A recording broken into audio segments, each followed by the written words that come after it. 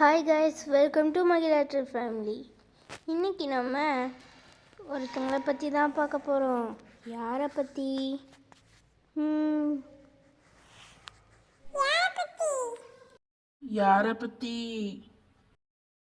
யாரை பற்றி? அட, அவங்க கூட பேலட் ஆடுவாங்களே. ஓ, தெரியலையா? நம்ம இன்னைக்கு மாலியை பற்றி தான் பார்க்க போகிறோம். மாலி அண்ட் ஜாய். அவங்க யாருன்னா ஒரு பெரிய பேலட் டான்ஸரான மாலி, அவங்க கூட பேரா டான்ஸரான ஜாய். என்னது, பேலட் டான்ஸரா? சரி, நம்ம ரொம்ப தொணன்னு பேசாமல் வீடியோக்குள்ளே போகலாம். அவங்களோட ஸ்டோரியை நான் முதல்ல சொல்கிறேன். மாலிங்கிறவங்க முதல்ல வந்து ஒரு பேலட் டான்ஸர், ரொம்ப ஃபேமஸான பேலட் டான்ஸர். அவங்களுக்கு ஒரு ஆக்சிடெண்ட் நடந்தப்போ தான் அவங்களால வந்து பேலட் டான்ஸ் ஆட முடியல. என்னென்னா அவங்க ஒரு காரில் போயிட்டு இருந்திருக்காங்க. அவங்களுக்கு 20 வயசு ஆகுது. அப்போ அவங்க காரில் போயிட்டு இருக்கும் போது ஒரு எதிர்த்தாப்பில் காரில் மோதி அவங்களுக்கு ஆக்சிடெண்ட் ஆயிடுது. அப்போது அவங்க கண்ணு முழிச்சு பார்த்தா ஹாஸ்பிட்டலில் பெட்டில் இருந்தாங்க. அப்போ அவங்களோட ரைட் ஹேண்டில் ரொம்ப வெயிட் கம்மியாக இந்த மாதிரி இருந்துச்சு. அப்போது அவங்களும் என்னென்ன வெயிட்டு ஏன் என்ன கம்மியாக இருக்குது அப்படின்ட்டு அவங்களோட பெட்ஷீட்டை எடுத்து பார்த்தாங்க. பார்த்தப்போ அவங்களோட ரைட் ஹேண்டே இல்லை அவங்களுக்கு அந்த நேரம். அப்போ அவங்களுக்கு அழுக ஆரம்பிச்சிட்டாங்க. அவங்க என்னால் இனிமேல் பேலட் டான்ஸ் ஆட முடியாது, நான் இனிமேல் ஃபேமஸாக இருக்க மாட்டேன் அப்படின்னு அவங்க அழுக ஆரம்பிச்சிட்டாங்க. அது எல்லாமே எல்லாம் அவங்க ஃபேமிலியும் சொல்லுது அவங்க கூட சேர்ந்து, நீ என்னால் இனிமேல் டான்ஸ் ஆட முடியாது, நீ அதை கனவுல கூட நினச்சி பார்க்க முடியாது அப்படின்னு சொன்னாங்க எல்லாம். இவ ரொம்ப அழுதா. அப்போ ரொம்ப ப்ரெஷர்லேயே இருந்தா. அவள் அழுது 2-3 நாள் கழித்து அவள் டிஸ்சார்ஜ் பண்ணிடுறாங்க. அப்போது அவள்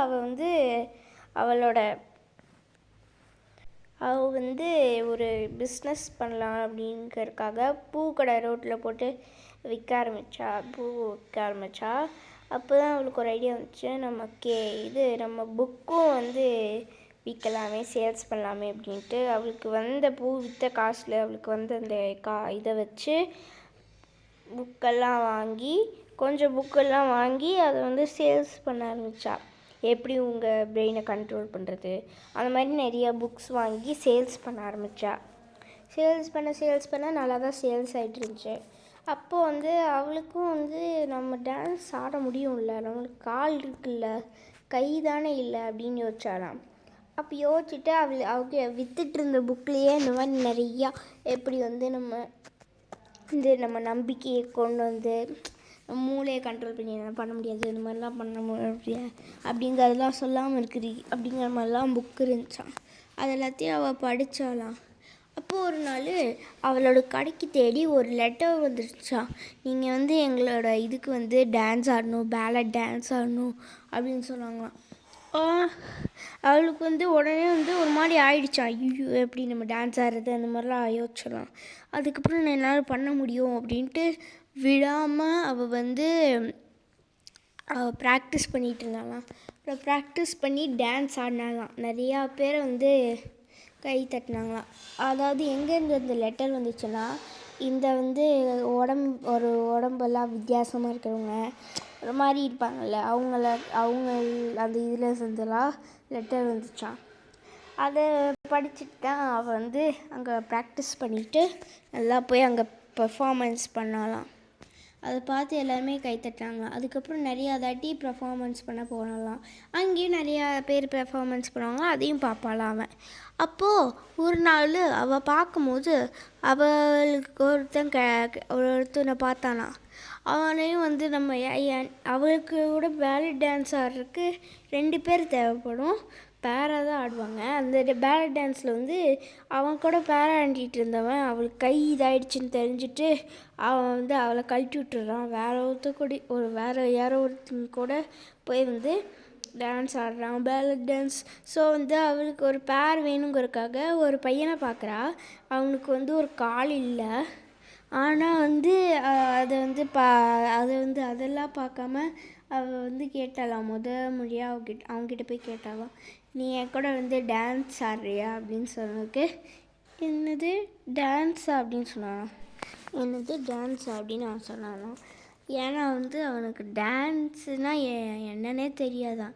அவனுக்கு வந்து எப்படி அந்த அந்த அவனுக்கு டான்ஸ் ஸ்பெல்லிங் கூட தெரியாதான். டிஎன்ஓ இந்த மாதிரிலாம் சொல்லுவானா. அப்புறம் வந்து அவனுக்கு எப்படி கால் போச்சுன்னா, அவனுக்கு ஒரு 5 வயசு இருக்கும் போதே அவன் வந்து எங்கேருந்தோ ஒரு கீழே விழுந்துடுறான்.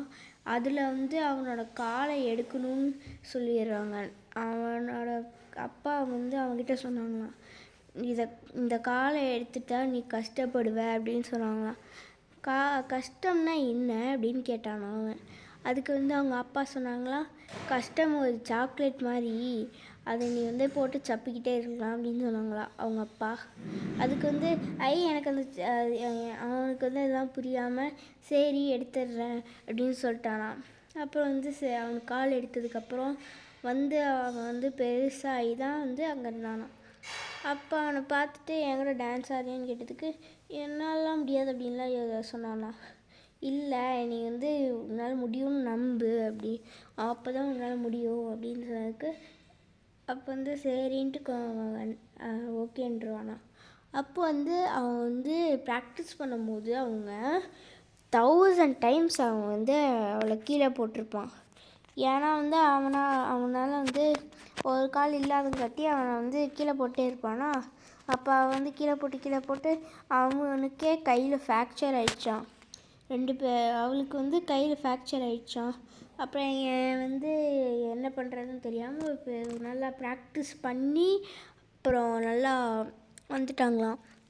அப்புறம் வந்து ஒரு தாட்டி ஒரு 7,000 மெம்பர்ஸ் கலந்துக்க போகிற ஒரு போட்டியில் அறிவிச்சாங்களாம். அதுலேயே இவங்க பேர் கொடுத்துட்டாங்களாம். நல்லா ப்ராக்டிஸ் பண்ணி வந்துட்டாங்களாம். ப்ராக்டிஸ் பண்ணதுக்கப்புறம் அவங்க வந்து பேலட் டான்ஸ் ஆடினாங்களாம். அதோட வீடியோ வந்து நான் உங்களுக்கு காமிக்கிறேன். அவங்க வந்து அதில் செகண்ட் ப்ரைஸ் வாங்கியிருக்காங்க. அதுவும் செகண்ட் ப்ரைஸ் 7,000 மெம்பர்ஸ் கலந்துக்கிறது செகண்ட் ப்ரைஸ் வாங்கியிருக்காங்கன்னா பாருங்கள். நான் அவங்க ஆடின வீடியோவை இப்போ போட்டு காமிக்கிறேன்.